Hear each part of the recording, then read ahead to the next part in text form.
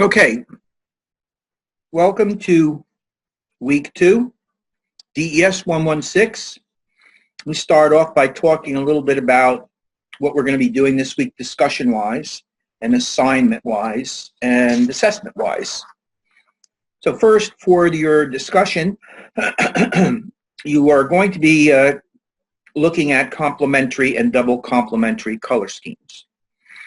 The assignment is to find and post an example of a JPEG, or you could use the URL of any professional design that you can find that uses either a complementary color scheme or a double complementary color schemes.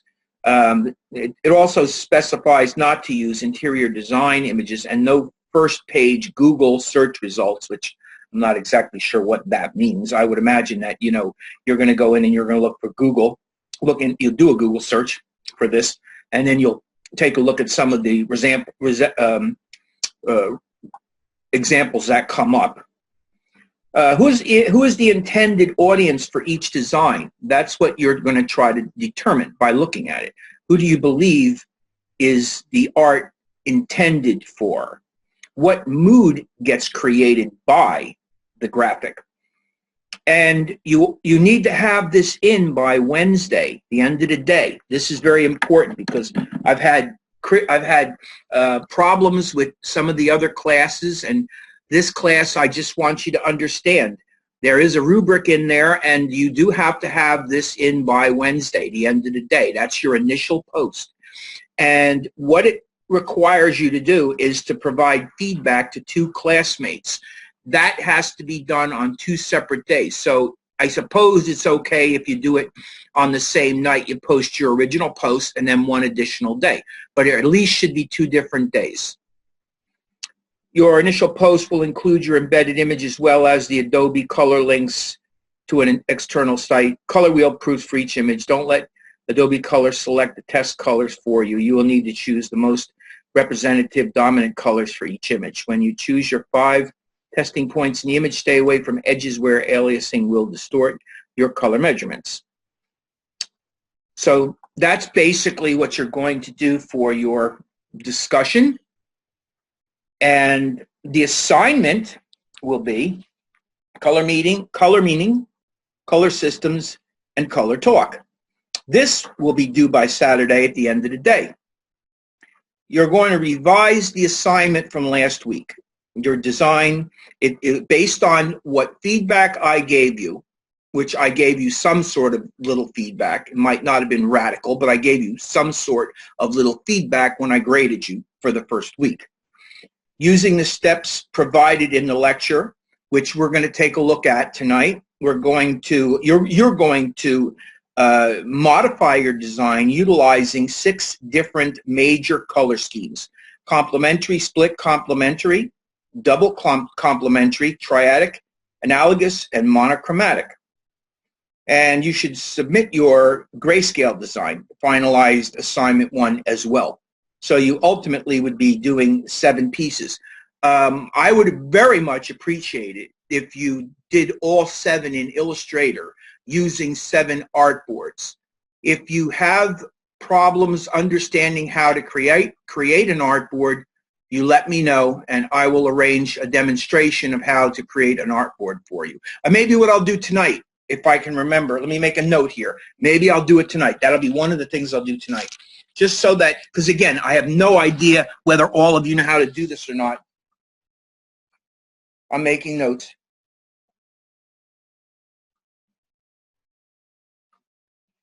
Okay, so I'm going to make a note to make a couple of artboards in a file, just so that you know how to do that. Okay, so again, your original grayscale, Adobe color proof of the original grayscale of complementary, split complementary, double complementary, triadic, analogous, and monochromatic, all of them. And that pretty much is it. Let's see what we got here. Written assessment. Find a professional full-color design from your book or the internet. This is your assessment, midterm, value, and composition. This is due by Saturday, end of the week. Written assessment. Find a professional full-color design from your book or on the internet. Scan and download the design. Then desaturate it completely using any photo editing software that you prefer. In other words, document place the full color and grayscale image side by side and write a 500-word essay explaining, is the image still readable as black and white image? Does the image still make sense as a black and white image? Does the design work as a black and white image? Go on to explain in your own words the importance of value in design and steps you can make to ensure your own composition works in terms of value. My suggestion for this is that you actually get your color image wherever you get it, online, through a book, however you get your color image. I would recommend in this particular case that you go into Photoshop with that and open the image up in Photoshop and save it as a duplicate. And then just go up to the image mode and select grayscale. So you're going to go and you're going to create the duplicate, call it grayscale, and you're going to go image mode and choose grayscale, and that will dump all the color, leaving just the grayscale channel or the black and white channel. And then you will have done that. That's the easiest way that you could do it.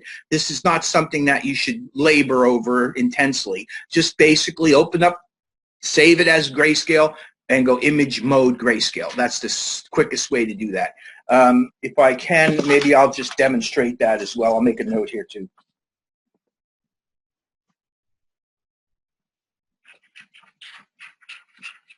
I'll try to get to that tonight as well. Photoshop. Okay. Okay. So the other thing I wanted to say to you is that aside from me reading this to you, this is also all in your course. I mean, you can go in and take a look in the course, and it'll show you exactly what I read. I literally copied this verbatim from the course. So I'm not adding anything to it. I'm not leaving anything out of it. It's all there. You go back in and make sure you understand what it is that you got to do, and do it. So the next thing that I'm going to do is I'm going to take a look at this PowerPoint that I've prepared for you. And it's about color harmonies and techniques for combining colors. The basic chords of the color wheel, which are complementary, analogous, triad, split complementary, rectangle, tetradic, and square. Complementary. Complementary colors, they're opposite to each other on the color wheel. Complementary colors create a vibrant look, tricky to use in large doses, and they're really bad for text. So again, there's some goods and bads about these, but you can see basically here the way this is being demonstrated. There's a set of complementaries, so this would be a set of complementaries, this would be a set of complementaries, this would be a set of complementaries. They oppose each other on the color wheel. It's just that simple. I'm not going to make these any more difficult than it is. These are things that you should learn, things that you should understand, just so that you can kind of figure out as you go along how you can play with color. One thing I will also point out is that I'll be happy to put this PowerPoint presentation into the notes, so you'll be able to find them in the notes when I get done with all this tonight. So that's complementary. Analogous, let's go to analogous. Colors next to each other on the color wheel. So instead of complementing one another, these are colors that are side by side on the color wheel. So there would be your color, and these are the two colors analogous to it. All three of them together would be considered analogous colors. They're found in nature, are pleasing to the eye.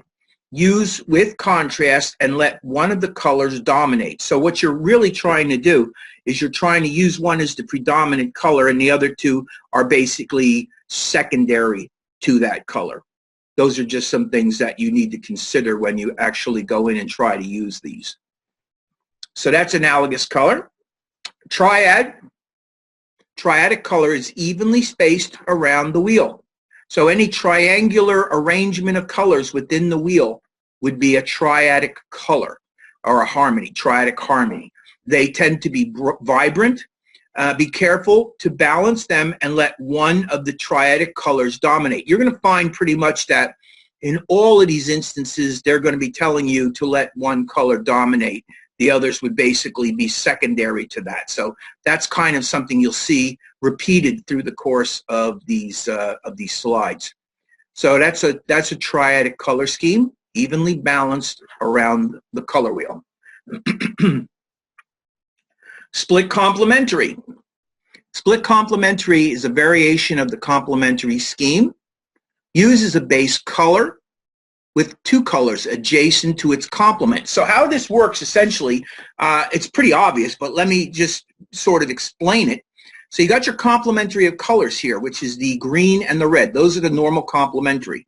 So when you're splitting a complementary, you're going to choose the dominant color. In this case, they chose the green to be the dominant color. And what they're going to do is they're going to split the complementary either side of the complementary. So you end up with three colors. This is the complement, and then these are the two split for the other complement. That's how it works. Split complementary.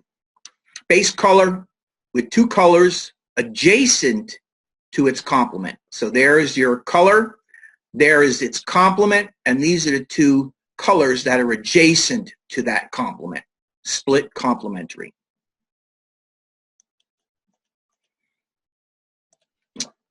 Rectangular tetratic color uses four colors arranged in two complementary pairs.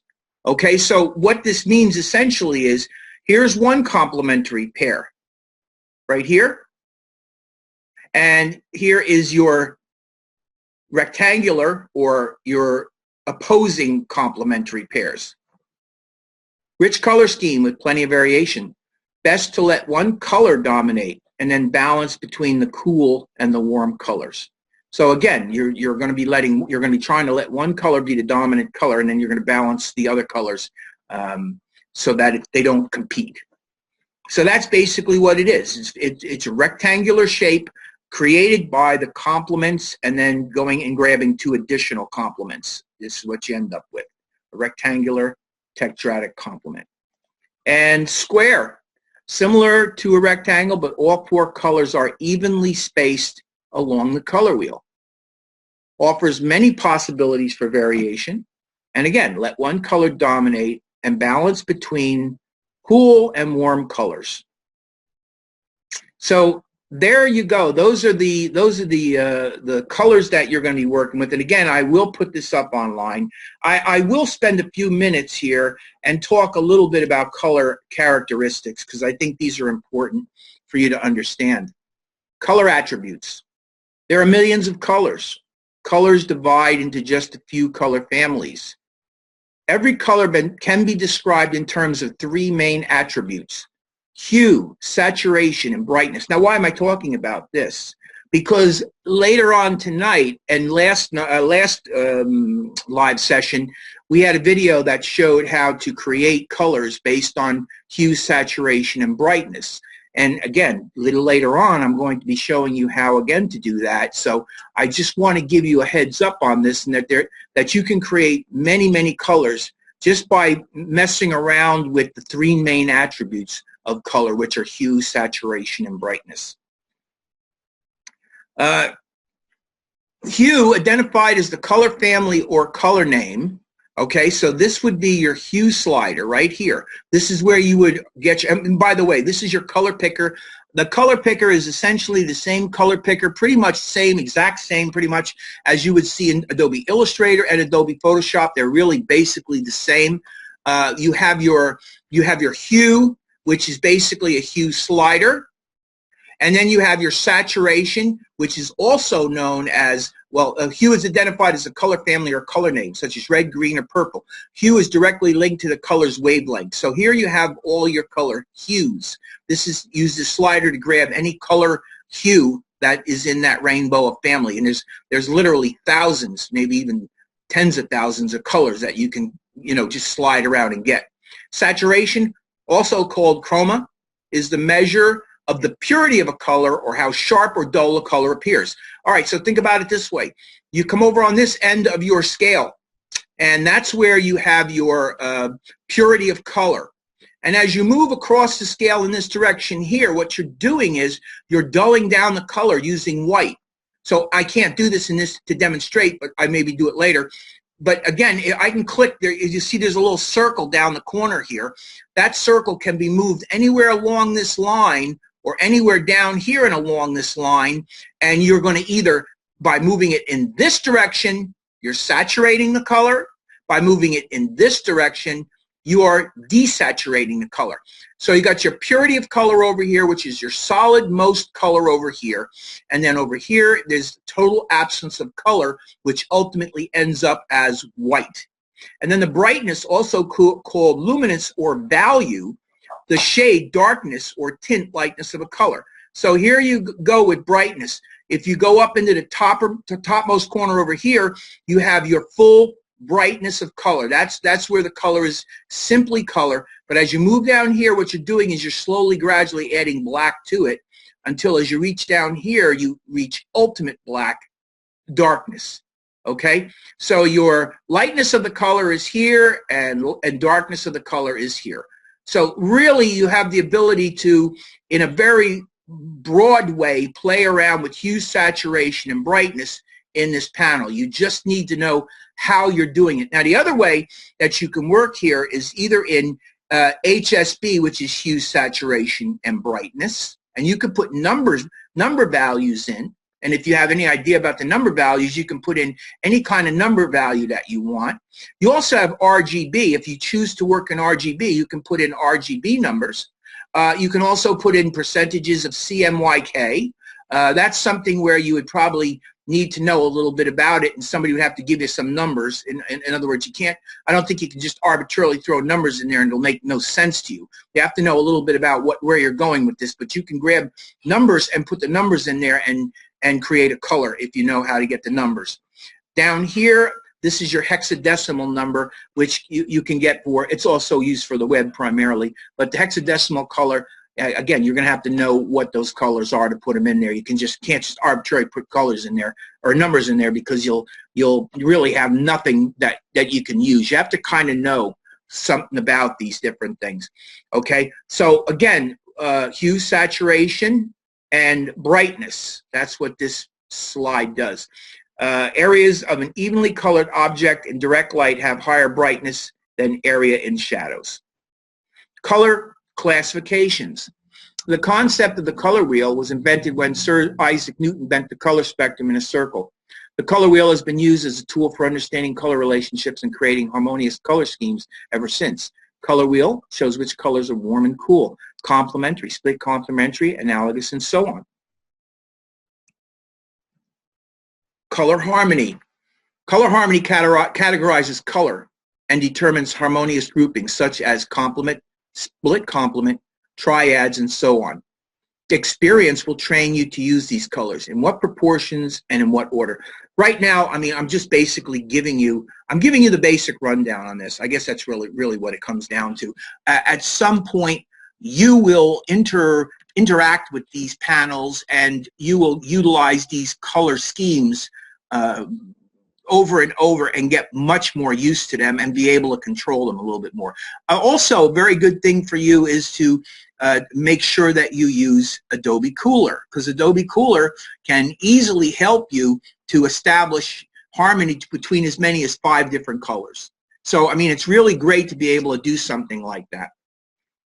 In color contrast, intensify each other. Contrasts intensify each other. Okay, so what you have to do is you have to understand that you need to contrast color. You can't just have color in absolute balance to one another because they will ultimately fight. If you use contrast, what you're going to ultimately do is you're going to have one dominant and one secondary, or one, what's another word for it? Subordinate. One dominant, one subordinate. Okay, now that subordinate could be a tone. It could be saturated or desaturated. It could be bright or, you know, heading more down towards the dark. However you decide to do it, but you need to contrast them. Complementary colors bring out the attributes of each other. Complementary colors can be brought into harmony by reducing the saturation or mixing a little of each color with the other. Reducing the saturation means you're desaturating, which means you're ultimately adding white into it. Color harmony. Tension is at its strongest when large areas of complementary colors touch. This effect, known as simultaneous contrast, for the most part, is visually disturbing, should be avoided.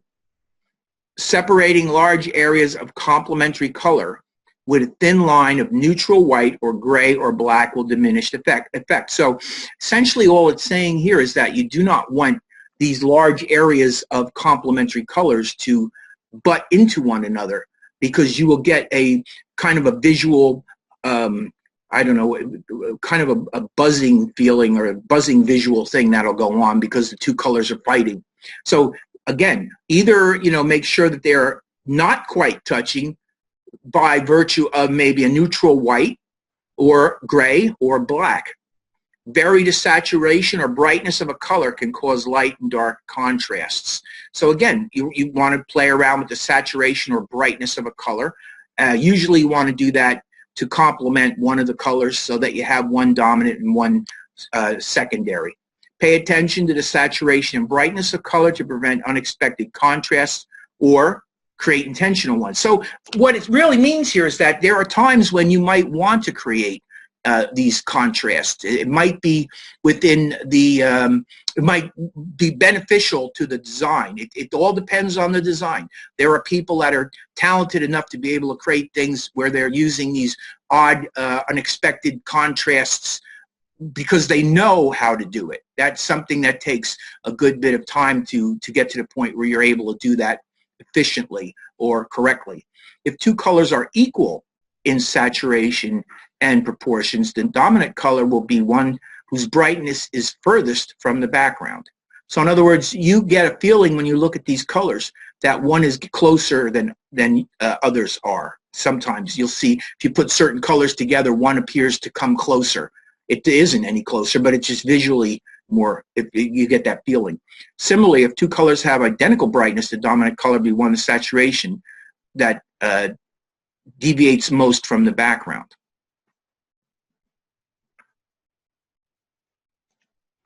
Color models. There are thousands of regularly used colors and millions more that can be distinguished by the human eye. To give a name to each of them would be impossible. Scientists have devised various ways of assigning numeric values to colors. These systems are called color models. They provide precise methods for naming and reproducing exact color. Some are based on optical components of the color, and others are based on how people feel color are related to each other. RGB, red, green, and blue. When you actually get going with this, you're going to be determining color for use in some sort of an application. The application might be the web. The application might be print.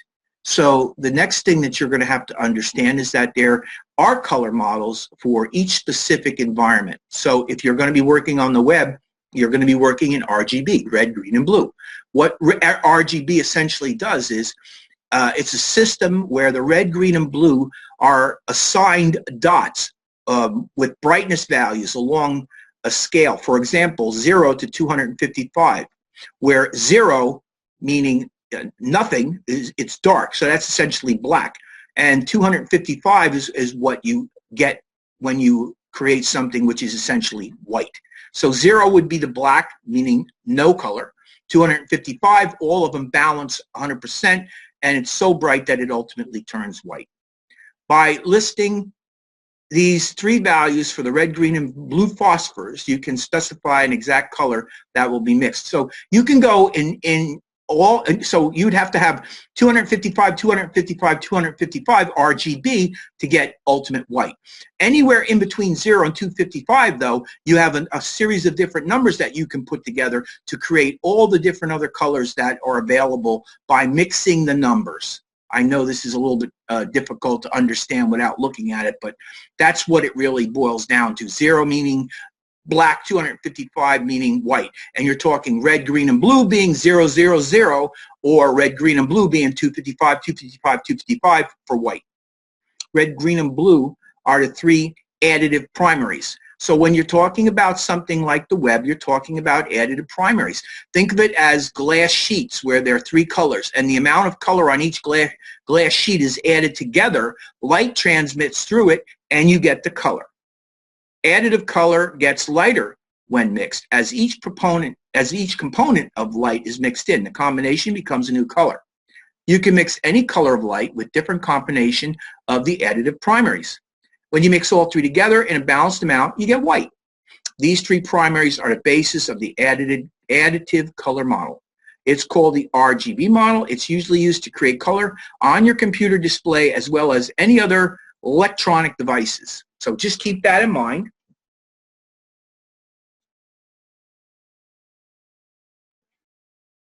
All right, colors are powerful. They're the most powerful tool for transferring visual information, whether it's a product on a shelf, a sign, cover for a book, or advertising in a magazine. Color used in brand identity and packaging are pivotal to success or failure.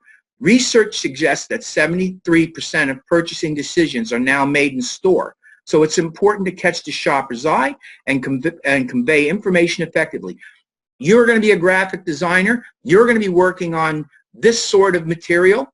And this is why you need to know this stuff, because ultimately your next step would be to get jobs and go out and work and put your knowledge into helping market products. That's essentially what's going to happen here. So here's Tiffany's. This is a blue box. It originated in 1850. The company owned its first branch in Paris. The color was selected as a perfect color to attract the style conscious of the day. Signature color of the It Girl emphasized Eugenie Napoleon's III's white. The color has remained the same for over 150 years. You're going to find that there are a number of companies that have classically been around that have not changed. Another really good example of this is Coca-Cola. Coca-Cola has a very specific red, and it has used that red for decades now, and it probably is not going to change it. The same thing is said with the logo itself. The logo is the same logo essentially as it's always been. Probably will not change. So this is the kind of thing that you'll come to find out about. So here's Target. Target's using complementary colors. You've got red and green. Notice how, though, that the red is more or less the dominant color, and the green has been sort of toned down using white so that it is the secondary color. So you got your dominant color, which is the red, and the secondary color, which is your green in this case. You've got UPS. And there are, one of the reasons it says here, what can brown do for you? Boring, stodgy, dirty, earth dependable. There are things people feel and think about color. So when you see brown, brown can be thought of as being boring, stodgy, dirty, earthy, or dependable. I assume because the gold and the brown, they wanted that dependable look. That's what they were going with. So they created this emblem with the UPS in gold and a secondary color of brown. Red, yellow, and blue. The color combination unites the warm emotional energy of red and yellow with the cool intellectual serenity of blue. The brilliance of these colors combine to create a lively effect. So, you know, you can see you got Foster's Lager here. It's a very lively looking label. Saab, this is actually pretty reserved for those three colors. I mean, it's a dominant blue with a little bit of red and even less of the yellow. So you end up getting something that's not so zippy, so to speak. Then you have Wonder Bread, which is, I think, a little bit more zippy, but that's, I think, for a younger market. So again, you can see where they're going with this and why they chose these colors. Red, black, and white. Color combinations balances the emotional energy of red with the stability and serious qualities of black. So again, look at some of the companies where they've been used. Verizon, Craftsman, the Boston Red Sox, and Adobe. Adobe's one we all know about. So they are using red and black. Red, black, and silver adds technology, space age, modernism to the red and black combination. Silver must be metallic or created artificially. When they mean created artificially, what they're referring to is through the use of gradients. You can use gradients to simulate silver. It does not come close to the look of silver because silver is essentially a metallic paint. Now, you can't really see silver on screen. You can see silver in print. It makes sense on print, but it makes no sense whatsoever on a screen, a monitor, because it's not capable really of showing that. So you're going to ultimately pitch towards some sort of a gradient to give that metallic look if you're going to use it on the web. And what else we got here? Yellow-orange. Warmth and brightness of both colors create excitement, dynamic energy. Since this color combination has strong association with food, it may also evoke sensations of tastes. And in this particular case, we have pretty much all of these. You got McDonald's here, red and yellow. You got Burger King, again, red and yellow with a little bit of blue. Hardee's, red and yellow with a little bit of black. Campbell's, red, yellow, and a little bit of black. And another one, fuchsia, pink, and white. Happiness, youth, and femininity. And you've got Barbie here, and you've got T-Mobile. I think T-Mobile is no longer using those colors. I may be wrong, because I haven't seen any T-Mobile stuff lately. But anyway, they're using pink, fuchsia, and white. And pink and green. Dynamic contrast between a warm color and a cool color. It's also a complementary color scheme. The whimsy of fuchsia balanced by the cool freshness of lime green. Bright, electrifying color creates this festive and dynamically visual effect. And you can see where it's being applied. There's some tea, a tea label, and you got spray and wash, one of their marketing pieces. Actually, this looks like a web page. I'm sorry. Yeah, it's got drop downs. This is part of a web page. And then this looks like it might be some kind of a packaging or some kind of a product piece. I'm not exactly sure. Probably a package, and that's probably a blister pack with product in there. That could be what that is. It's hard to say because I just picked it up somewhere and I don't really know what its intent was. So anyway, there you go. There's our lesson for on color tonight. I will be happy to put this up for you in announcements. You can then keep them and use them for reference. That's that. All right. Don't save it. Yeah, save it. Okay. The next thing I want to do is, this is another thing I have. I'm not going to go through the whole thing. Basically, what it is it just talks about complementary color. And you can read this. This is another thing that I will be happy to put in announcements for you. But it talks a little bit about classic color schemes, monochromatic color scheme, for example. Monochromatic color schemes uses variations in lightness and saturation of a single color. The scheme looks clean, elegant. Matter of fact, if you think back to last week we had that video, and they were showing how to create monochromatic color. I am going to actually create monochromatic color tonight for two colors, which I'm then going to use for my composition. I have a demonstration composition that I've created, and I'm going to show you how you might go in and work with a composition in your color. Monochromatic colors go well together, producing a soothing effect. Monochromatic scheme is very easy on the eyes, especially with blue and green hues. You can use it to establish an overall mood. Primary color can be integrated with neutral colors, such as black and white. Now, it also says gray, but actually, I think if you ultimately use black to the color and white to the color, you end up blending the gray in automatically.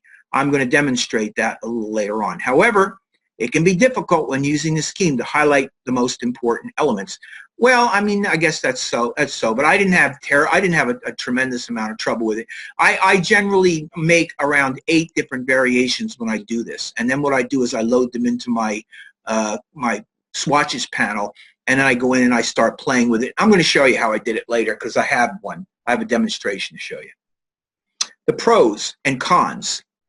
The monochromatic color scheme is easy to manage and always looks balanced and visually appealing.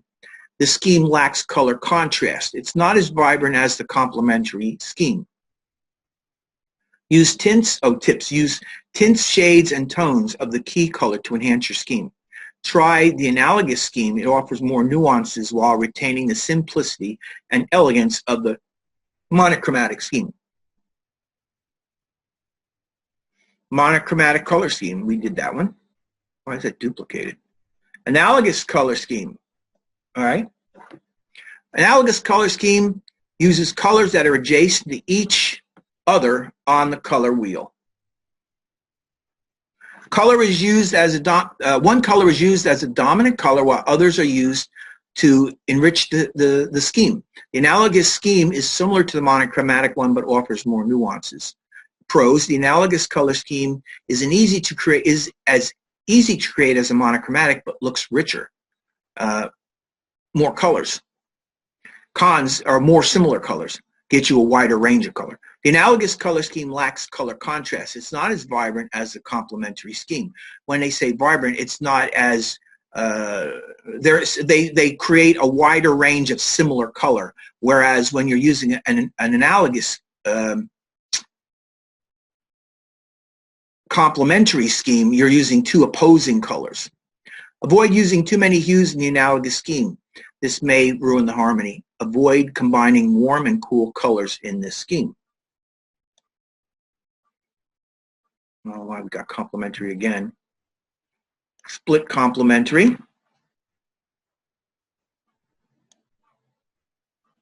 Split complementary scheme is a variety of the standard complementary scheme. It uses the color and two colors adjacent to its complementary.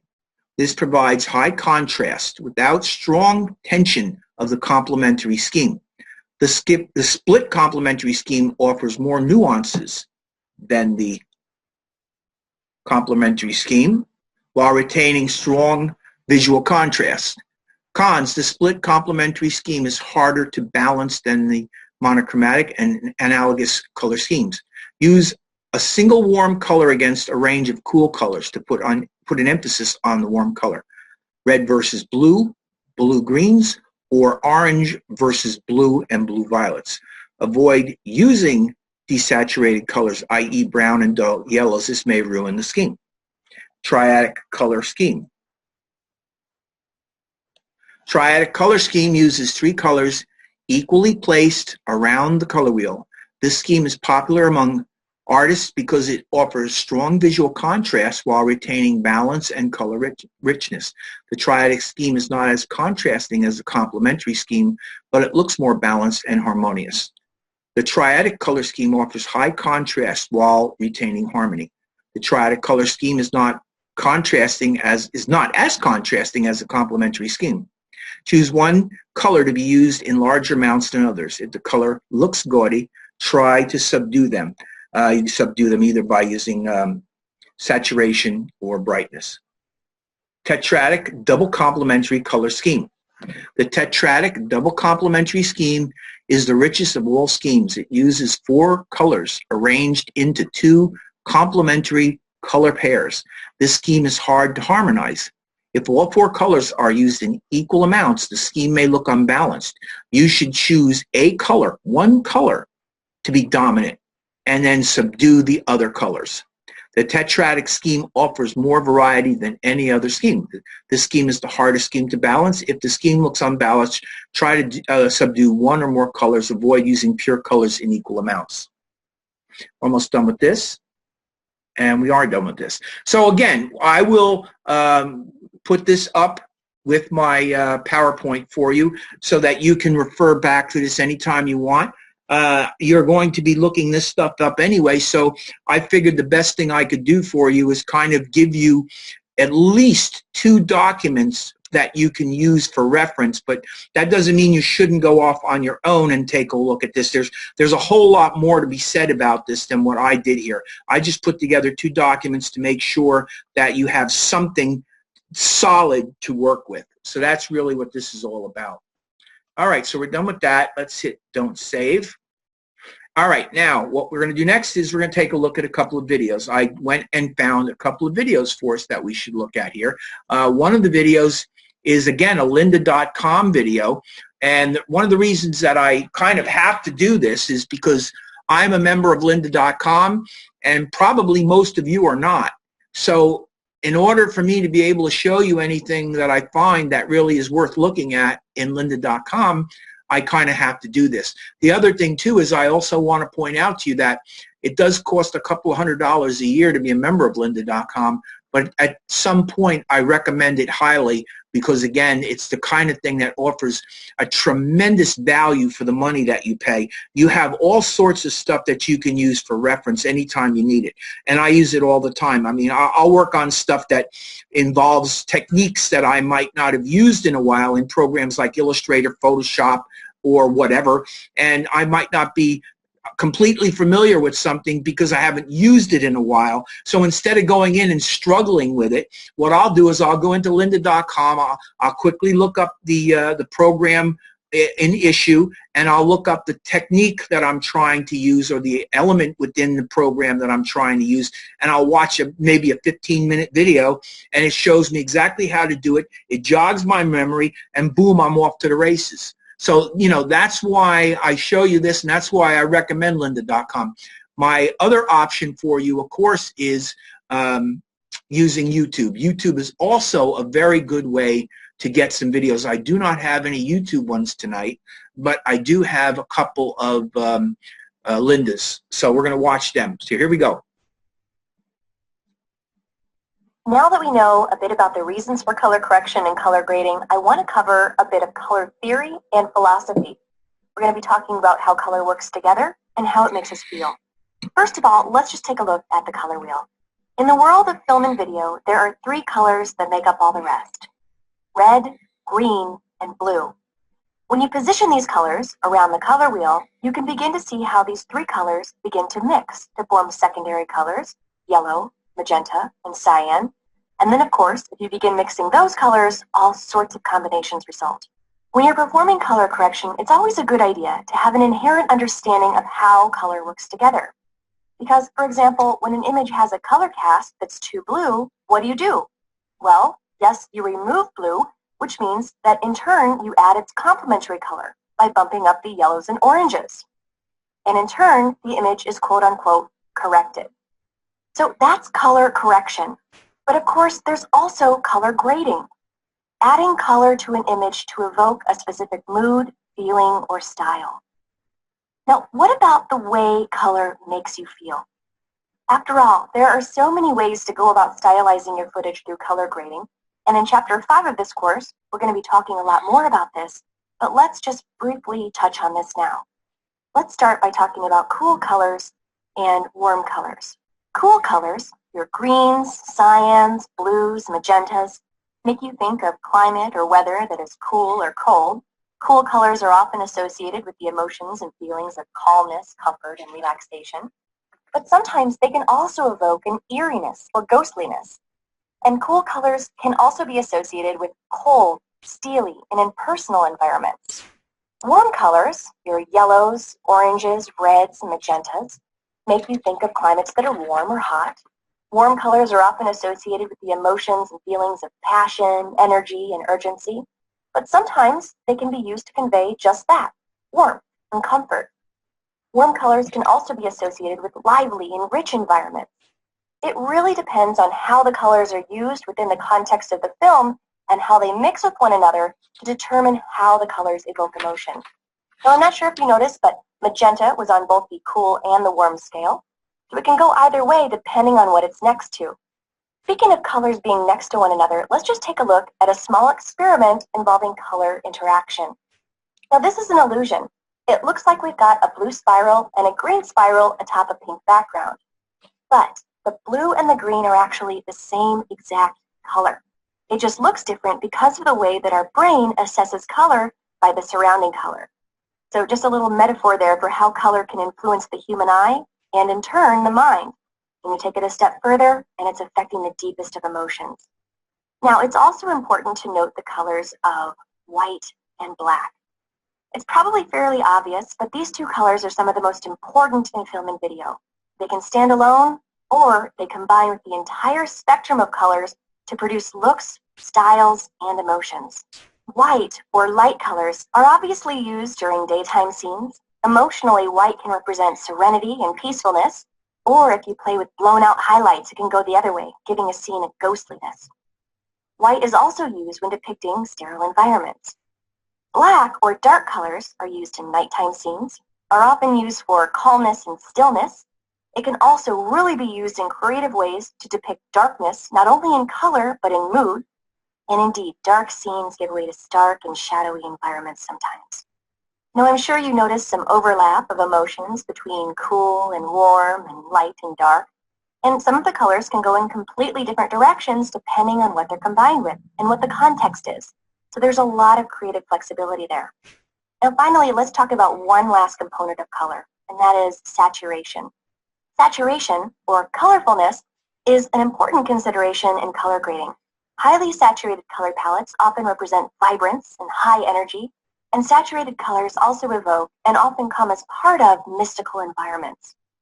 Now, muted or desaturated color palettes and even neutral colors can represent a dullness or a listlessness. Sometimes desaturation evokes an old-fashioned or an antiquated feeling, and desolate environments are often very low in saturation. All right, so that's a little bit of a crash course on color theory and how color makes us feel. Now, let's spend the rest of the course figuring out how to put those ideas into practice. So we just learned about the color correction. There you go. Okay. So, I mean, I think you'll see that that's a little worthwhile video to look at, especially given the topic that we're working on and the particular place where we are with it. Again, I can't really give you the link up here, obviously, because you don't have access to lynda.com. So at least now in your lesson, you have this video that you can look at and refer to. All right. I got one more over here. This is complementary colors. Let's spend a few minutes and look at this.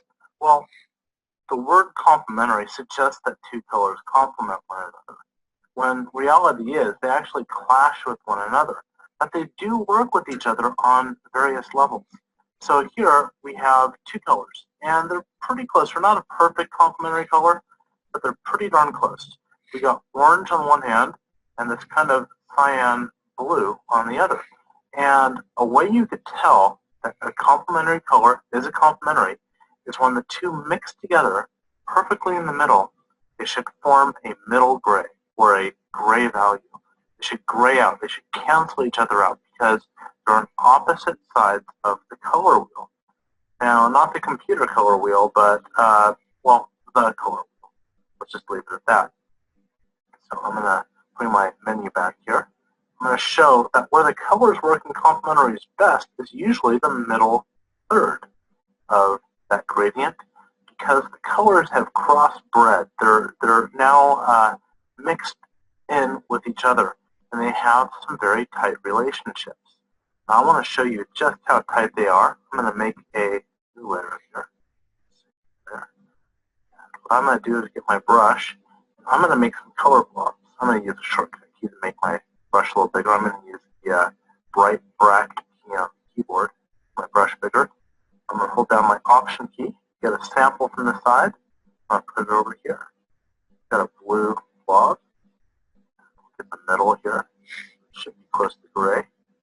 I'm going to lay it down right here. I'll get this orange right here. So we got these colors, and they all have a relationship. I'll make this blob a little bigger. And what I'm going to do is try to do some even steps between them. See how close I get. One there, one there, one there. I'll try to do two between if I can. One there. One there. And something really fascinating is going to happen when I do this. We'll see in a moment. There, guessing again. Trying to divide this up evenly. Of course, you have to not only think mathematically, but spatially, but kind of think about the terms. Right there, you got one there. Oh, right there. Okay. So let's see what's happening. I'm going to kind of enlarge each of these color blobs. I'm quickly just sampling the color. Kind of repainting. So I can make this sample. And this is going to be really interesting. What's about ready to happen. This is what complementary colors do. So, go. There we go. So we got this range. And sometimes you just want to punch something with a heavy saturated color, so I'll just put the saturated blue at one end, I'll put the saturated orange at the other. Drops into the spectrum. Now I'm going to zoom in here, and we'll look at this. And something really fascinating is happening. I hope you can see this. I'm going to make my brush smaller just so it disappears. There we go. Little brush. Okay, now it's a pointer brush. But what happens that's really bizarre is on the left side of this color, it kind of has a little orange glow. And on this color, on the right side, it glows blue. And it glows blue here, and it glows orange here. It keeps doing it. It glows blue here, glows orange here. Let's reduce it down. So this is something that happens in our brains. This is called simultaneous contrast. Again, our brain is trying to decipher the visual information. So we get a little blue glow here. I want to let you know this blue glow doesn't exist anywhere but in your own mind. It doesn't exist on the screen. It's actually one solid color. And orange glow here, blue glow here, orange glow, very orange. So our brains are forcing the contrast between the blue and the orange. And the reason this is happening is these are polar opposites. The blue and the orange are opposite colors on the color wheel. That's why they're called complementary or opposing, however you want to word it. And our brains are separating that information out. It's pushing it here closer to blue because it wants to separate that color from here. Our brains want to decipher the different colors, and our brains are causing this to happen. So this creates some very beautiful colors to work with in between. But there's no value change. So I'm going to make my cursor bigger. There we go, just a little bigger. There. And I want to make like a lighter value of everything. And there's kind of a quick way we could do this. This is how I could cheat. I'm just going to make a new layer. And I'm going to set this layer to luminosity. And I'm going to just go ahead and I'm going to start off. I'm going to pick a light gray. And just paint right across the top with this light gray. Boom. So it lightened it. And I'll go ahead and so I'm just painting with value. Go one down. I'll just go across here. I click here. Hold the Shift key down. Go straight across. I might be using too much. Click here. Get the middle value here. Here's the middle gray. One's here. The Tab key to make my pulse disappear. Hold down the Shift key. Click. And it makes a line. So I'm getting all these colors in the values going up and down. So I have complementary colors in assorted values. This is kind of a cool, quick way to palette. Click. Tab. My palettes disappear. Click. Got it. Now I want my palettes to reappear. I'll hit the Tab key again. Click. Okay. Oh, I don't want black. That's close to black. So we'll do it one last time. Click. Click. So I got dark colors and light colors. And I could use this complementary color scheme now on my piece. And it could be beautiful, actually. Yeah, that's really cool. So I just built myself a little complementary color swatch between blue and orange. So there you go. Go ahead and further define this pop. Okay. So those are the two videos. At least now you have them. I thought they were worth looking at. They're pretty well done. So I am going to now move on to Adobe Illustrator. And before I get into all this, I got a couple of things that I said I would want to do. And one of them is I want to show you a couple of different ways, for those of you who may not know this, how to create artboards. Now, one of the things that you're going to end up doing is creating like about, I don't know, maybe 7 or 8 artboards here. So there's 2 ways to do this. First, you go up to the new document, and when the new document comes up, you come and call this, I'm going to just name this artboards. And I'm just going to make these things, set this up for web. That'll be fine. Number of artboards. The size I want is 680 by 640 by 480. And here's where the magic begins. Number of artboards. Here it would be default is 1. I'm going to set this to 2, to 3, to 4, to 5, to 6, to 7, to 8. So I got 8. And what I'm going to do is I can set this up grids by row, grids by column. I can go in a straight line horizontally or a straight line vertically. Personally, I generally use grids by row. That's what's set. I'm going to leave it set. 20 pixels. What I like to do is I like to put 0.5 IN. That's about a half of an inch. And I'm going to set this up, since we got 8 of them, I'm going to set this up in 4 columns. Okay? So my settings for these artboards would be, the number of artboards are 8, and it's set in grids by row, and spacing is 36 pixels. What it did essentially was it converted a half of an inch. I'll do it again so you can see it. 0.5 IN, okay? And then when I hit tab to move to columns, see how it converted it to 36 pixels? The reason it converts it to 36 pixels is because I have this thing set on web, and web reads in pixels. If I had this set on in CMYK, watch, print, it's going to change. Letter, number of artboards, 2, 3, 4, 5, 6, 7, 8. And let's go in here and set this to 0.5 IN. Let's see if it keeps that. No, it still sets it to 36 point. So that would mean that I'd have to go to edit. Let me hit cancel here. Let me go to edit preferences. Let's see if I can change things up here. So we'll go to units, okay, in the preferences. General is set to pixels. See that? So what I want to do is set general to inches and then hit OK.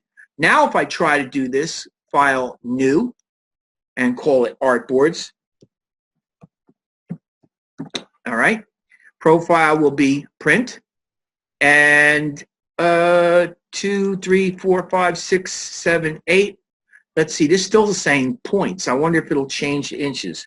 0.25 IN. Number of columns 4.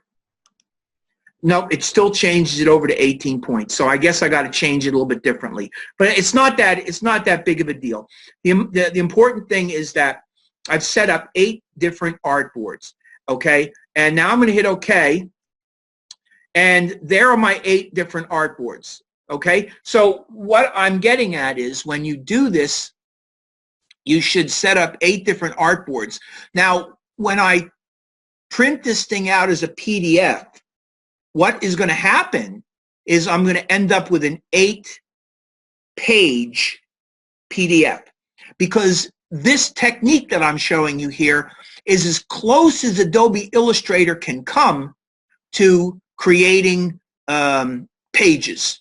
So again, why do I want you to do this? Well, you're going to submit a whole bunch of stuff to me, and if you submit all kinds of different Adobe Illustrator files or Adobe PDFs, then you're going to have to put together a whole bunch of PDFs, and you're going to have to zip them and send them to me, and I'm going to have to look at them, and it's going to take me forever. So the reason I'm asking you to do it this way is because now I've got a situation where I open up one file and I can go from page to page to page to page to page to page to page, and I can see all of your work. Okay, so that is the first way to do it. Now let's close this and let's go file new. And this is going to be called artboards again. And this time I'm going to make it 1. Okay, so 1, and it's going to be letter size, and I'm going to hit OK. So now I got 1. All right. So let's say, for instance, you accidentally come in here and you don't think, and you make 1. Well, you know, you can come up here and hit the close button and get rid of it, but then you're going to have to just start from scratch. But if you go over here and you come to the artboards panel, you can click the artboards panel, open it up, and if you use the little drop-down menu, click on the art drop-down menu of the artboards, and you come down here and you go to Artboard Options, and you click that. You get your little, see, it's going to drop, my thing's dropping down on me. I can't move it. All right, so I got my artboard options here, and what I can do here is I can, wait a minute, maybe I grabbed the wrong one. Artboard options, artboard options. Okay. I'm not getting my add art, oh, new artboard. Okay, you have to add a new artboard like this. Okay, that's what it is. So you're going to click on that, create a new artboard. New artboard, there's 3. New artboard, there's 4. 5, 6, 7, 8. I just made 8. Now, I don't normally do that. I can also come here and click on this and create a new artboard. There's 9. There's 10. Okay? So then what I can do is after I have these things, I can go View, Fit All in Window, and you can see what I got is one big long string of artboards here, which is okay. There's nothing wrong with that. And to be totally honest with you, if you were to take this thing into PDF form, these would still read as 1, 2, 3, 4, 5 pages in descending order. Okay, just in this program, they'll be side by side. But what you can do is come up here now and go to Artboard Options. And what I think you can do is, let's see if we can figure this out here. Where is it? We're not getting it. Cancel. Artboard. Rearrange artboards. Okay, I don't do it this way. I usually set mine up in advance, so excuse me. It's rearrange artboards. There we go. Now I get my settings. My layout, I like grids by row. Columns, we're going to make 4 columns, and we're going to go back in here. I think this is basically the same setting that I had in my file new. All right, so I'm going to just make sure it's 0.25 IN, which is 1/4 of an inch, all right, and hit OK. Now, it also tells you to move artwork with board, but since we are creating this from a dead start, there's nothing on there yet, so that's not really an issue. But if you were working on 8 pages like this and you wanted to rearrange them, I would definitely place move artwork with artboard so that the artwork that's on those boards would also move at the same time. Hit OK. And there we have our rearranged artboards. So those are the 2 ways that you would go in and work with your artboards. Really just that simple. And if I were to do this, let me come over here and let me put a number on this page. Let me put on 1 here. And let's make this thing really big. Come on. There we go. Try to make this thing huge. You know what? I'd probably be better. I guess this is all right. There we go. 1. Just want to get it big. There we go. Okay, so we got 1. All right. And edit copy. Edit paste in place. Move it over to 2. Change it to 2. Yeah. Oh, my God. 2. And then move it over to here. Oh man, this program. I have oh jeez. Edit, undo, move. My God, I have this new version of Creative Cloud, and I really hate it. It just doesn't work very good on my computer. I have no idea what the problem is with it. It doesn't behave very well. You see, it doesn't even. Oh man. Let's go edit copy, edit paste in place. All right, and now we'll just drag that one over here. If I can, this is really bad. I should have done this on my other computer. I have CS6. This is Creative Cloud, and I'm telling you, I don't know about you guys, but I have nothing but troubles with this program. Oh, here we go. Come on. Here we go. That's 2. This is what I want over here. That's 3. Okay, I'm not going to do these all that well. Edit, copy, edit, paste in place. I just want to show you how this works. And you know what? I'm just going to move it over this way. See, and this isn't even working really right. There we go. Okay, this is going to be 4. All right, let's make this thing here. Come on, select. Oh man, 4. Okay, now let's select all of these guys, and let's go edit copy, edit paste in place, and let's move them down here. And just so that you know, there's the artboard tool. You can click on the artboard tool, click an artboard, click on the artboard tool, and you can hit the delete key, and you can throw an artboard away. So now I'm going to come back in here, and I'm going to click on that artboard and hit that and delete, and now I've got 8 instead of 10. The only reason I'm doing that is because it's saving time. I'm getting a little tired of playing around with this stupid thing. It's getting very frustrating for me. So let's get this thing selected, and this is going to be 5. There's a reason I'm doing this. I know it seems like nuts, but I'm doing it for a reason. This is 6. Let's see if I can get this done. 7, and come on. Oh, man, you are really killing me. There we go. There you go, 8. 8. All right, so now we have our artboards with something on them. So what I'm going to now do is go to the File menu, and I'm going to go Save As. I believe it's Save As. Let's see. Adobe PDF. There it is. Adobe PDF. And I'm going to save this on the desktop with all my other junk. My desktop is loaded with stuff. All right, Artboards PDF. I'm going to hit Save. And I'm just going to leave the default because I just want you to see how this works. Save PDF. It's done. I'm going to minimize this for a minute. I'm going to look for my PDF. Let's see if I can find it. Artboards PDF. The whole reason I'm doing this is because now I'm going to open the PDF up, and you'll see that we have artboards here, and number of artboards, we have 8. And we can go from artboard. How do we do that now? This is new too. Huh.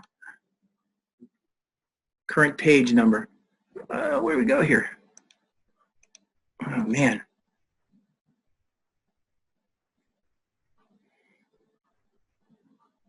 This is great. All right, let's go to 2. And it doesn't do it. Great. Well, anyway, okay, I got to scroll. There's 2. There's 3. There's 4, 5, 6, 7, 8. So again, your assignment will be to create grayscale, complementary, split complementary, double complementary, triadic, analogous, and monochromatic of your design. And if you do it all in Illustrator on one board, just the way I showed you here, okay, 8 different boards or whatever within one document, save it as a PDF, send it to me, I end up with something like this where I have all of them. I can just scroll right through them, and it's very easy for me. Otherwise, if you do this on 8 different boards, I end up with a nightmare because I got 8 different pieces that I got to go through. So this is just a very nice way to go. You can either do it one of 2 ways, by working in the artboard panel right here, okay, and you're just going to create a new artboard. And then, of course, down here, rearranging the artboard, or, again, File, New, and in here come in and just give me a number of artboards and give me a spacing. I generally put 0.5 IN, which is a ½ an inch. Okay, that's, then hit OK, and you'll end up with another document with 7 artboards with 5 inches apart, and they will be either grid by row, grid by column, arranged by row, arranged by column. Really very simple. Okay, hit cancel, and that's that. No. All right, so we got that done. So now we've got our color wheel over here. And what I'm going to do is give you a little demonstration. I think we kind of looked at this last week, but let's just get another little demonstration of this. So what I have basically here is I have a color, I have a white color, and I got a blue color. And then I got the orange color, and I got the blue color. And orange and blue are complements of one another. And then, of course, I got black and I got the blue. So basically what we're going to do is we're going to go to hue to saturation. Okay, so the white to blue would represent our saturation of color. And then this would be basically taking the pure colors and blending the colors, similar to what the guy did in the other video, except that we're going to be doing this in very specific steps. I might actually show you how to do it with continuous color as well. As a matter of fact, I think I'll do that first. So let me click these two. The reason I'm going to do this is because in the last video, you saw this guy do something very similar to this. So I want to show you, we're in Illustrator. That's the first thing. So I'm going to go up to the Object menu, and I'm going to go to Blend. Now, again, there's other ways to do this, but this way I like. Object, Blend, and I'm going to go to Blend Options. Now, in the Blend Options dialog box, I can go to Smooth Color, Specified Steps, or Specified Distance.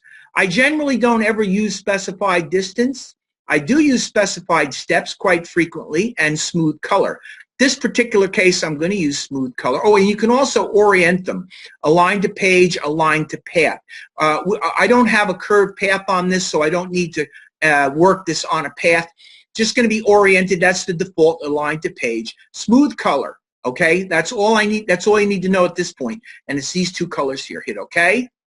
It's a two-step process. You go to Object, Blend, Make. And there is almost the exact same thing that the other guy did, only he did that in Adobe Photoshop.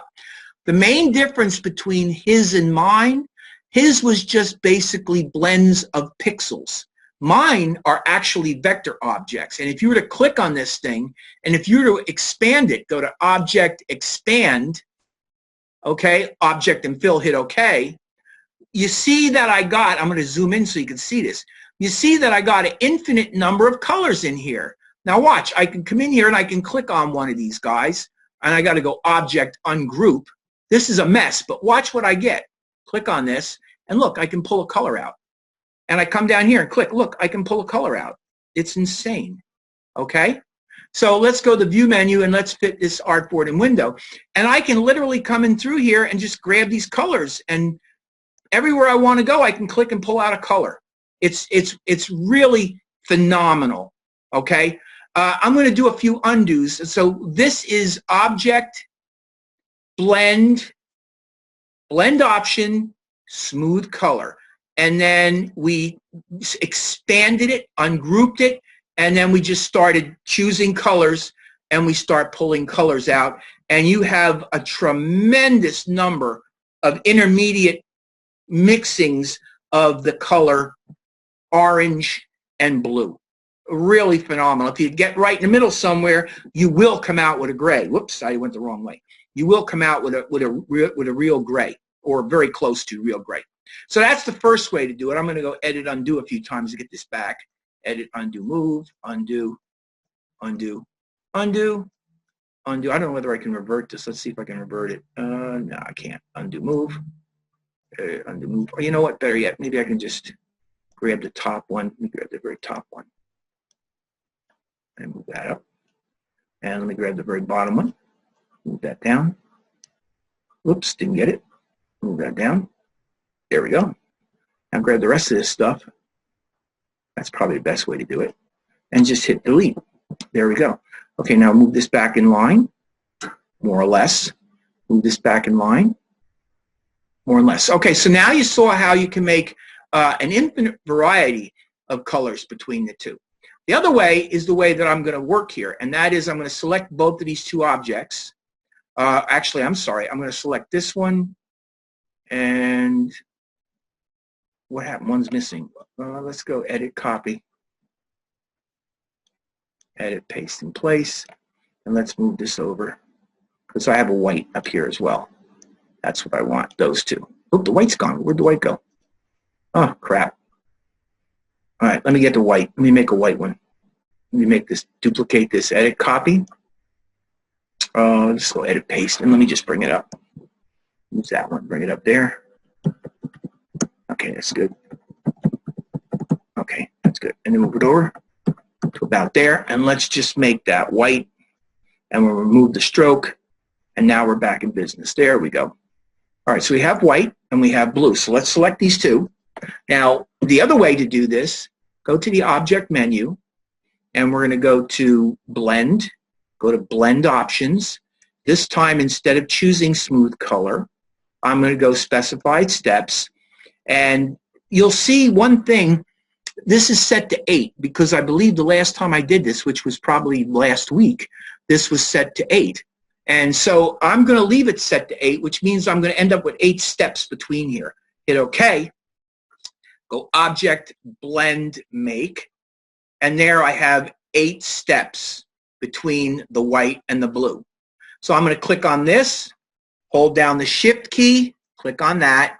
I'm going to use the same formula, Object, Blend, Make, and I end up with 8 colors between the orange and the blue, and you can see they're mixing the same way they did before, except of course in only 8 units or increments. Hold down the Shift key, get the black, and I'm going to go Object, Blend, Make. Whoop. There. Okay? And now I have my colors. This is the blue to black, the blue to orange, the blue to white. Over here, I have the orange to black. This one we already have over here, so I don't need to do it, and the orange to white. So this one I don't think I'm going to bother doing because it's really, it ends up being a duplicate of this, only backwards. So I'm going to click on this one, and I'm going to go, hold down the Shift key to make sure it's both selected. There we go. Object, Blend, Make, and there we have that. Click on this, hold down the Shift key, Object, Blend, Make. Okay, and so this I can delete, and this I can delete. And what we have here essentially is we have a bunch of colors that are colors that we can use in our composition. Only reason I'm showing you this is because, again, you got other colors that you're going to mix and you want to get some intermediate colors to use in your compositions. This is a great way to do it. So the next thing I'm going to show you is, come over here, and I'm going to show you what I did with those colors. Now, I'm not really somebody who does this all the time. I'm not really an artist that creates images like this. But I used the same formula. I created the same formula over here. Let me go to my Layers menu, and I'll show you what this looks like. That's what the image looks like. That's what the actual image looks like. This is the actual image. That's the image. And my composition is that. I made that from that image. Now, does it look exactly like the image? No, it does not. But it doesn't have to. And again, if I was somebody who did this regularly, I could probably do a lot better with this than I did. But basically what I did was I came in here and I took these colors, and over top of my composition, I just basically started building shapes. Now, before I did that, let me go to the window menu and open up my swatches so you can see what I did. I started loading these swatches in. Let me get that out of here. Hit that delete. And hit yes. I started loading these swatches in. So how I did that essentially was I removed the stroke and I click on the fill and close this. And I don't have anything selected over here. I come over with the eyedropper tool and I click color. I think I was working mostly over here, so I'm going to work over here now to show you this. Click on this, and I'm going to, oh, by the way, you see that highlight in there? That means that color's already in there. So I don't need to put that color in there. Let's try another one. There, that color's in there. See it? Click on that one. That color's in there. That color's in there. That color's in there. See it? That color, that color, that color. There it is. That color, that color, that color. I don't think I have them all in there. I probably did the blues then, I guess. Keep going. Let's see if I can find some that I haven't done. Okay, here's a color I didn't do. How you can tell you didn't do it is because you do not see the color highlighting in there. So now that I got that color selected, it's here. I'm just going to click on this and drag and drop it into here. So I go to the next color, which I have. Then we go over to the next color, which we have. We have this one. We have this one. We have this one. This one. This one. This one. That one. We don't have. So I can click on that and I can drag that in there. And I would just keep doing this until all the colors are in my palette. And then I got all these great colors. See, a lot of these are pretty much duplicated colors. Now there's one I don't have. Click on that and drag it in. And so on and so forth with this. You just keep going and adding the color until you get your entire color palette in here. All right, so that's basically how I did this. Now, what's this thing? Image trace. Okay, that's another thing I think I want to show you. You can do something similar to this if you want. If you want, you can come in and you could bring an image in and you can trace the image. Now, how did I trace this image? I'm going to show you a little bit of how I did this. I brought this image in. This is the image right here. That's the image, all right? It's just a JPEG that I picked up on the internet. So I'm going to lock that layer.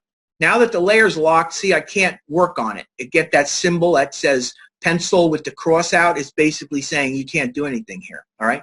So what I would then do is, first of all, I don't want to have a fill on this. Let's close this down because I want to work with my swatches. Let's open my swatch panel up. All right, so what I'm going to do is I'm going to go to my composition. There it is. So I'm going to do a few parts of this composition to show you how I did this. All right, so I'm going to start off by creating the sky. So what I did basically was I came in and I created a rectangular shape. Oh, I got to first of all get on a layer. Let me get on a layer. So I'm going to go on this layer. I'm calling this the sky layer. So there's the sky layer. This was originally my sky, but after I grouped the whole thing, I ended up with this, and I got these empty layers. So I'm going to use these layers. So this is going to be my sky layer. So I'm going to bring this over here. Okay, so what I'm going to do is I'm going to come in, I'm going to make a rectangular shape, bring the rectangular shape down somewhere in this neighborhood right here, okay? And I'm going to start off by putting a gradient into it, okay? And I'm going to put in a regular gradient. Again, I had the stroke forward. So I put the regular gradient in there, and again, I get the color. It just really misbehaves on me. It's not what I really wanted to do. I do want the gradient panel out, though. Okay, so what I'm going to do now is I'm going to change the angle of the gradient to 90 degrees. Okay, so now I got a 90-degree gradient. There's my gradient slider. Problem is I don't want a gray to white gradient. So what I want to do is I want to start playing around with color. So, okay, so let's do this. Let's start off by choosing that nice blue color. And I'll drag that nice blue color over to here.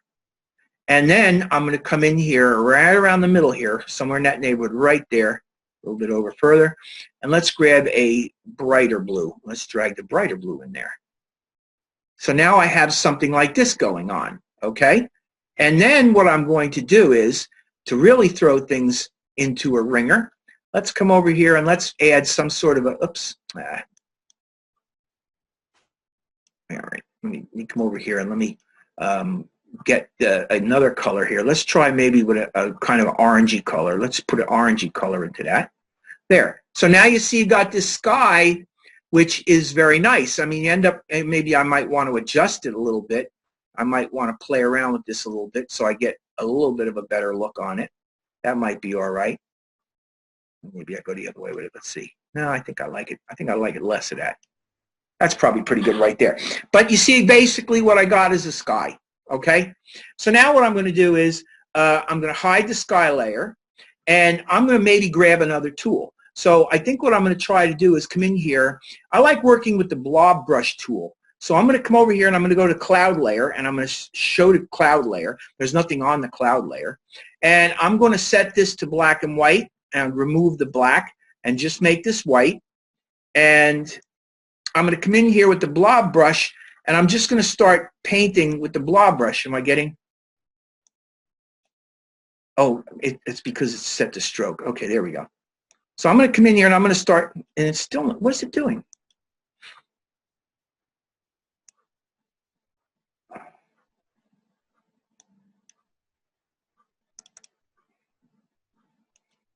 This is not working. Why am I having trouble with the blob brush tool now? Oh boy. All right, so this thing's giving me trouble now. I was doing this afternoon. I had no trouble whatsoever. I'm on a layer that's fixed. It's just not doing it. Oh man, this is just giving me all kinds of trouble here. All right, so you know what? We'll do this another way. Come in here and let me grab the oval tool, the ellipse tool, and let me just drag a couple of ellipses out here. And let's get that with a fill. Oh, you know what the problem is? I know what the problem is. Let's go to Window. Let's go to Transparency. And Normal. No, that's it. I'm wondering if this has... Let me try a new layer. Something is causing this to not work, and I think it might be the layer. Let's hit Delete. Yeah, delete it. All right, so let's go up here, and let's create a new layer. And let's try now the blob brush on that new layer, see if that's any better. There we go. Okay, so now it's starting to work. There was something about that layer. So basically, I'm just going to come in here, and I'm just going to start drawing, blobbing, okay? Just starting to put some shapes in here that suggest clouds. Doesn't have to be too exact. You just want kind of like a cloudy kind of condition. And then maybe what I'll do is I'll come in here and double click on this thing, and let's make this a little bit grayer. Hit OK, and then come in here and paint the underside of this with a slightly grayer color. You know, just making blobbing shapes that sort of suggest a cloud. That's all I'm doing. Playing, making a mess. There we go. Okay, and now what I'm going to do is I'm going to select that, and I'm going to go to Effect, Blur, Gaussian Blur, and preview it. And it's probably too much, so let's bring it back about there. There we go. Let's hit OK. And now let's take a look at this against the sky. So if you take a look, I now have a cloud that's against the sky. All right? Now it also bleeds off here, but there's a way to fix that in the end. So now I got a sky and I got a cloud, and I'm just basically playing around with this design to create something that will look right for me. I don't know why I got that on that layer. They really, oh God. Oh, come on. Give me a break. Oh, man. There we go. Okay. So let's try to get that up there now. There we go. Okay, so there's that. Now the next thing that I'm going to do is I'm going to click on this third layer, and I'm going to call this sand. I'm going to hide the sky layer, hide the cloud layer, show my trace layer, and I'm going to start off by coming in here with the pen tool, and I'm just going to draw in a very crude way, draw the overall shape of this landscape. And again, it doesn't have to be like real super straight lines, because this is a piece of land, and it's basically just a very rough shape. So I'm going to come around here, and I'm going to build that shape, and then I'm going to get my eyedropper tool, and one of these colors, I think it was, well, you know what, I'm just going to sample from this color, and there you see I've got that color. So now I've got, if you look at this, I got a composition where I got sand, and then I have my layer, and I have my sky, and the sky, I don't know why, but the sky, oh, there we go. There we go. Okay, that's it. So now you got your sky, which is behind your the side of your mountain, and there is your cloud. So you see, I'm just piece by piece building this. So what I'm going to now do is I'm going to start by hiding this layer, and this layer, and I'm going to come in here, and I'm going to draw a shape for the back side of this mountain. So I'm going to come in here with this pen, and I'm going to go on the shadow side. Let's start on the shadow side. So I'm going to come over here, and I'm going to click, and I'm going to click, and I'm going to click, and I'm going to click, and actually I don't want that to be, that's what I want. I want to go click around here like this, click around here like this. Just keep working this thing until you get something that looks sort of like the side of that mountain. Come down here, click over here. And don't worry about going beyond the lines, because the bottom line is come up here to this one. Yeah, okay. All right, so now what I'm going to do is, this is really not right up here. I'm going to fix that. There's one little spot. So I'm going to get that little spot right there, and I'm going to use the delete anchor point tool to delete that point. Oh, it didn't get it. I got to get right on that point. Oh, come on. I'm telling you, this program just gives me lots of trouble. There we go, and I got it. Okay, so now that's pretty close. So let's go to, maybe what I'll do is I'll get the direct selection tool, and maybe I'll just move this up a little bit like that. And I'll move this one up a little bit like that. And that might make it look just a little bit better. Okay, go to the View menu, and fit Artboard and Window. All right, and now I can go to my shadows layer, and I can fill that. Only instead of filling that, I'm going to show this, only I'm going to fill this shadow layer with a darker color. And again, I get a stroke, so I get that out of here. Okay, so you see what I'm doing is go to View, Fit, Artboard, and Window. There. So I'm starting to build my shapes. All right. So this is really, now I noticed that this thing is peeking across the edge here. That probably doesn't look all that good. So what I would ultimately do with this is come in with the direct selection tool, and I would zoom in, and I would just, mess around with these points, come in here and select the thing with the direct selection tool, and I would just move the points up until I've hidden that little bit. There we go. Just move it up with the up arrow. There we go. Now View, Fit, Artboard, and Window. There we go. Okay, so now you see what's happening is when I show my cloud and my sky, I'm beginning to build my composition. Okay, and I just keep what I do with this. I just keep going and going and going, putting more and more parts into this. When I get entirely done with the thing, what I want to do is I want to clean all this stuff outside here up. The way that I do that is I come over here with the basic shapes, and I grab my rectangle tool, and I click and drag a marquee out, or not a marquee, but I drag a rectangular shape out to about the size that I want. Okay? Then what I'm going to do is I'm going to select everything on that page. Okay? And I'm going to go to Object, Clipping Mask, Make. Okay, and you can see when I hide the background image, I get a nice clean edge. Now, for some strange reason, not exactly sure why, I lost my, let's see here, I lost my blur on my cloud. So let's see if I can put that back. I don't know why that did that. So I'm going to try to grab that. I can't really do it. Let's see, go into the clipping group. Let me see, where's my cloud? There's my cloud. Okay, that's part of the cloud. I guess that's the other part of the cloud there. Is it? No, that's not. The other part of the cloud maybe is that. Okay, there we go. Now, I don't know why this got lost, but let's go to Effect, and let's apply Gaussian blur to it. There we go. And now I put it back on. For some odd reason that I can't really understand, it just sort of wanted to, knock that out. So what you want to know about this is that when you come into your layers here, I'm going to open this up and show you. This group, okay, is part of what's called a clipping group. So you can see what happens. You've got your regular layer. Then when I made it into a clipping group, you see how that indented in and it says clipping group?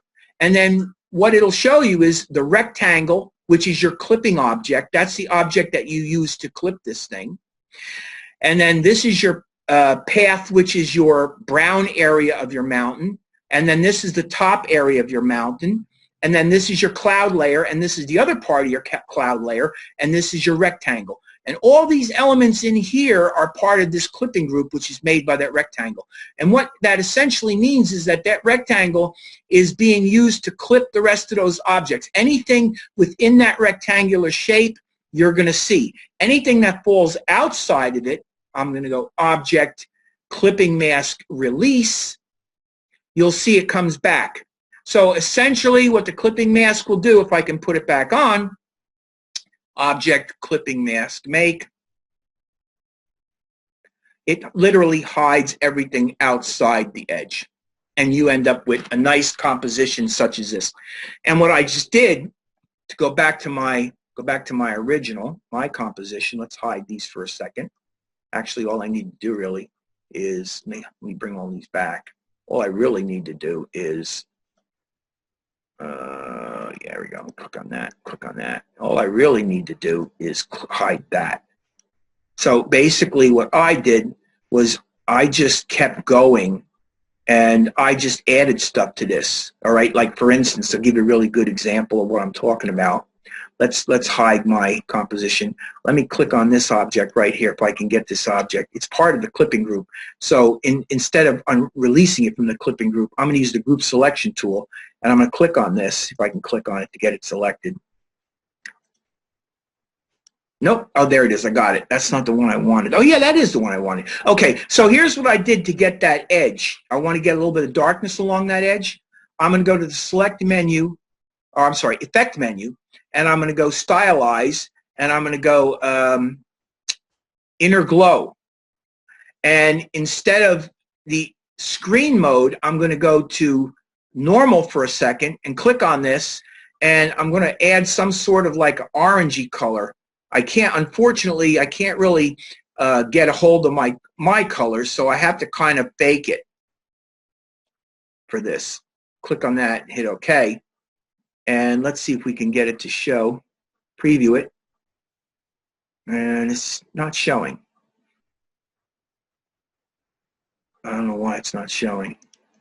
I'm not having any luck tonight. Well, anyway, let's hit cancel. And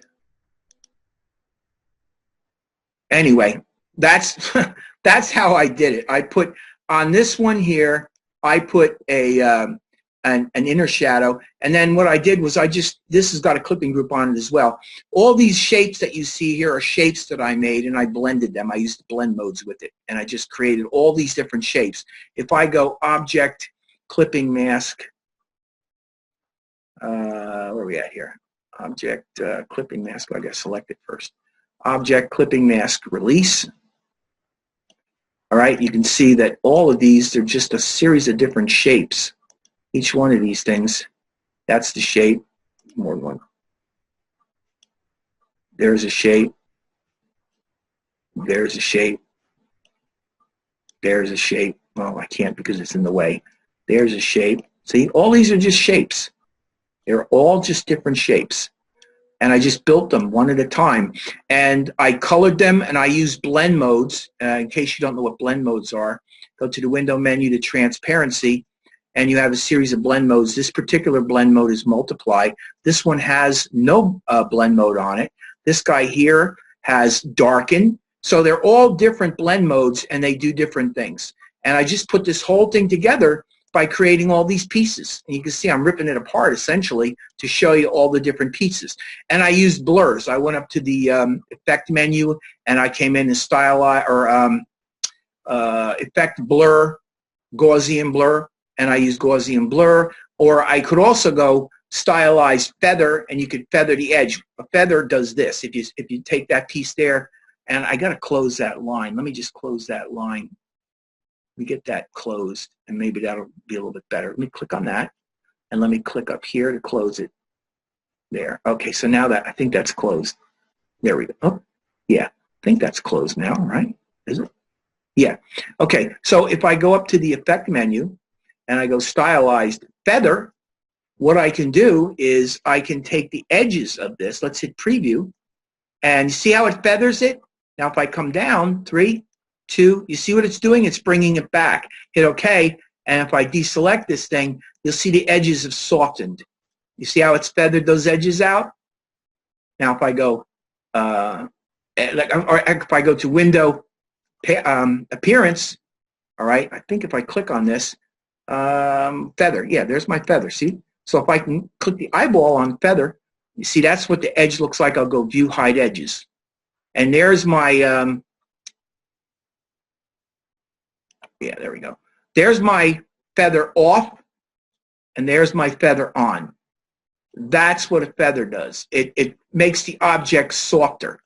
So that's how I created some of these. I used feather, and the other way that you could do this is to select this and go filter, effect, blur, Gaussian blur.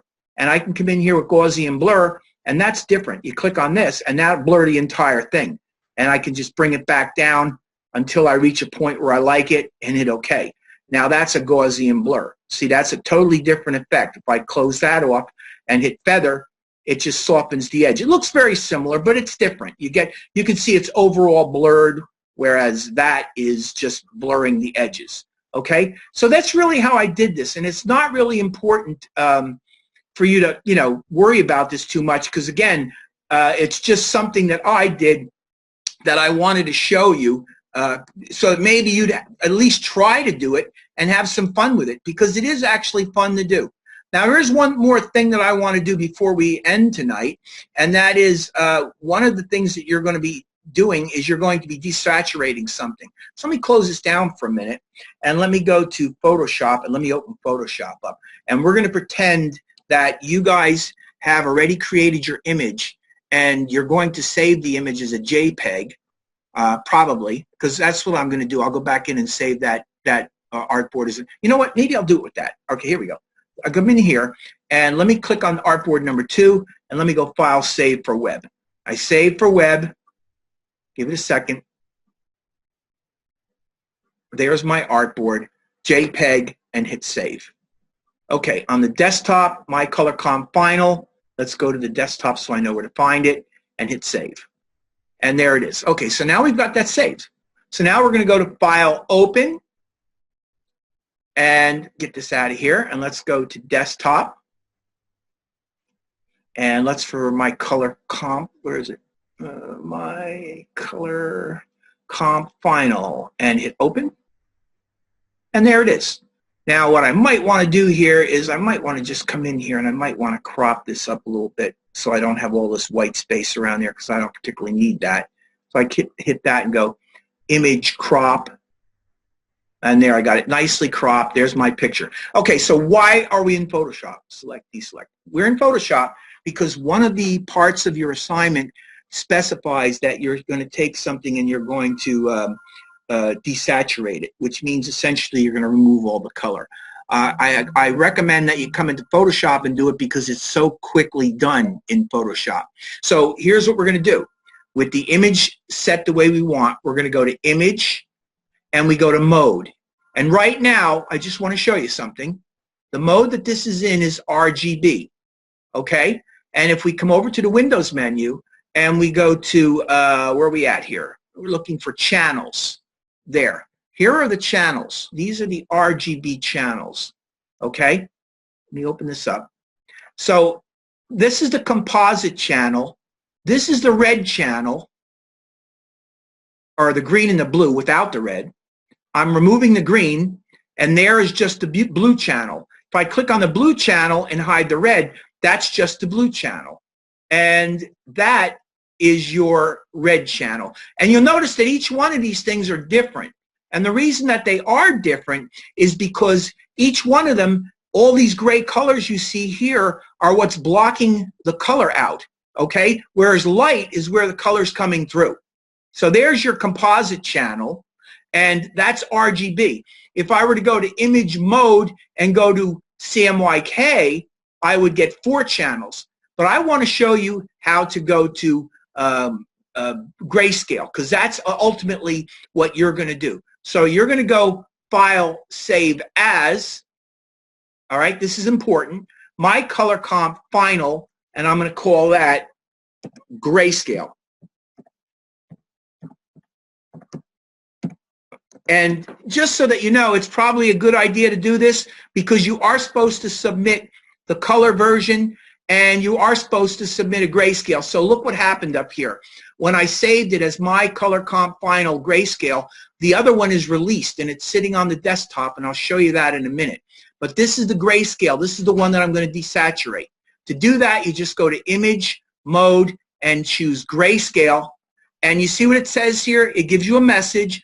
The message says, you want to discard the color information. We're going to discard it here because we're going to make it grayscale.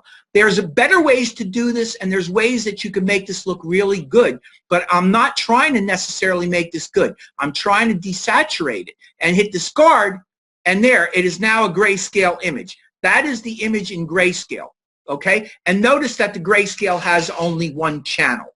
So that you're going to go File, Save, and then you can close it, and you can come to your desktop, and your artboards, let's see, I guess it's this one, My Color.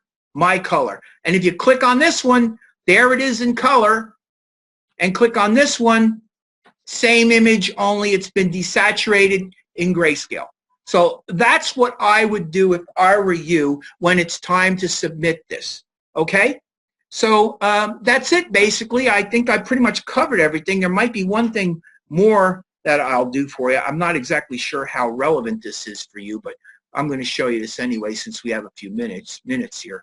I have this image, and what this is this is a bitmap, okay? It's actually a photograph of some chili, a bowl of chili, and I'm looking to get this graphic in the background here, okay? And I don't want to use this as a photo, as a photograph, and I think actually, this is really not for you, but okay, we'll do it anyway. I got this selected. And what I want to do is I want to trace this image. So with it selected, see it's selected, right? And again, this is just a bitmap. All I did, look, if I move it around, you can see it's one piece. It's just a bitmap. So all this is, picture that I got online. My goal is to get this area out here. I don't want what's in here. I want what's out here. With it selected, I'm going to go to Object, Image Trace, Make. And I get something like this, which is kind of nice. It's interesting, but it's not what I'm looking for. So what I'm really looking for is, and I'll open up my panel here. This is my image trace panel. You get it right there. All right, so right now the mode is set to black and white. I have different choices. I can go color, grayscale, black and white. So actually what I want is I want color. So let's try hitting color and see what we get. We hit color, it redraws, and I got that. And now it's beginning to look fairly close, okay? Actually, I probably could live with this, but just because I got a few more minutes, let's play around a little bit more. So the palette here is limited. I can go with automatic, and let's see what automatic redraws as. See, it always redraws. I don't see much different with automatic. I really don't. It happened so quick, I didn't see it different. Let's go in and let's try full tone. See what full tone gives us. Okay, you can see much more detail. You see how there's much more detail there? There might actually be too much detail. So I'm going to go back maybe and try limited or automatic. But automatic, let's see what we get with automatic. Yeah, I don't know. This is all right, I guess. Let's try go with full tone again. Let me just see what full tone looks like again. Maybe I'll go with full tone. Yeah, well, actually full tone's better. Now, the other thing too is that you can come in here and you can decide how many colors you want. Like you can take this slider and you can bring it back and eliminate a certain amount of colors. Like I'm eliminating almost half of the colors. Now that I like. See, what I did is I knocked out a lot of the colors, right? If I go back up, watch what happens. See, there's a lot of areas in the banding of colors in the background. I don't like that as much. You see that? Knock them back to around 50, and I get something a little more graphic. That's a little more like Illustrator-like. Now, the other thing I have here is I have in the advanced area, which you may see it look like this. If you open up the advanced, you now have paths. And you can come in here and you can drag the number of paths up, which will have an effect on the art as well. You see now it made it a little more rougher because it was working with giving more detail to the paths. I don't think I want that. I think I'm going to bring it back to around 50 again. See what I get with that. That's close enough. 49 is good enough. A little more graphic. I like that. And then, of course, the corners, I can go more on the corners. Let's see what that does. Again, it gives me more detail. I don't think I want it. I'm going to bring it back a little bit, about 60. Okay. And then you got noise. I can knock the noise off. Let's see what that does. I think I got, well, let's see what it looks like if we get rid of the noise. Let's change it. See what we get with that. All right, so you see how that got cleaner? So basically, I think I'll leave it like that. I like it that way. So now I'm done with this. So basically, this is my illustration. Actually, I've converted it from a photo to an illustration. So now I'm going to go to the object menu, and I'm going to go to image trace and expand. Now watch what happens when I hit expand. There you go. Now I have an immense number of pixels because I basically now have changed this bitmap piece of art into a vector piece of art. And you can see the difference is right here. This is, you know, not a photograph anymore. It looks like an illustration. But that's what this is. So what I intended to do with this is I intended to use this background and get rid of this middle. So how I would do that now is come in here and just grab an ellipse, and I would just drag out an ellipse using white as a white fill, okay? And then I would drag out an ellipse, and it doesn't have to be, it can be any size to start with, okay? And then I'm going to use the free transform tool and move it up around here. And again, with the shift key, hold the shift key down so that it scales proportionately. And I just enlarge this thing to fill that area. When I get to the area that it's covering where I want it to cover, I do that. And now I got to move it over just a tiny bit. Let's see if I got it now. Yeah, I could probably make this a little bit bigger. Let's make this 101%. Make this 101. 101 and hit OK. There. And that is that. I got rid of that center. And now I have this nice background pattern that I can use to create a piece of art out of. So that is how you trace something, tracing a bitmap. Okay? That's all I got for you for tonight. And if you have any problems or any questions, you give me a call, give me an email, and I will be putting up some stuff for you later on tonight in announcements, your weekly, this recording and my the PowerPoint and that Word document. So look for that, and I will say good night.